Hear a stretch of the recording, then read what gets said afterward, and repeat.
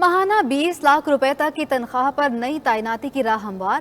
ذرائع کے مطابق وفاقی کابینہ نے اہم تعیناتیوں میں 65 سال تک عمر کی حد ختم کر دی۔ تعیناتیوں میں پی ٹی آئی دوارے حکومت کی پالیسی میں ترامیم کر دی گئی ہیں۔ آپ کو بتائیں اس حوالے سے ماہانہ 20 لاکھ روپے تک کی تنخواہ پر نئی تعیناتیوں کی راہ ہموار ہو گئی۔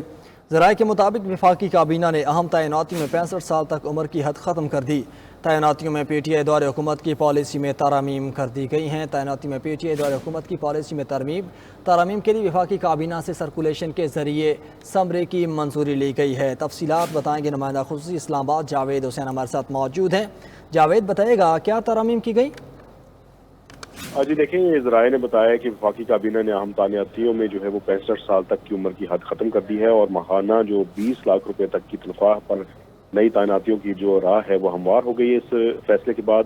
اور تعیناتیوں میں پی ٹی آئی دور حکومت کے جو پالیسی میں ترامیم کر دی گئی ہیں۔ ترامیم کے لیے وفاقی کابینہ سے سرکولیشن کے ذریعے سمری کی منظوری لی گئی اور ذرائع کے مطابق کابینہ نے اسپیشل پروفیشنل پے سکلز کی پالیسی 2019 میں ترمیم کی منظوری دی۔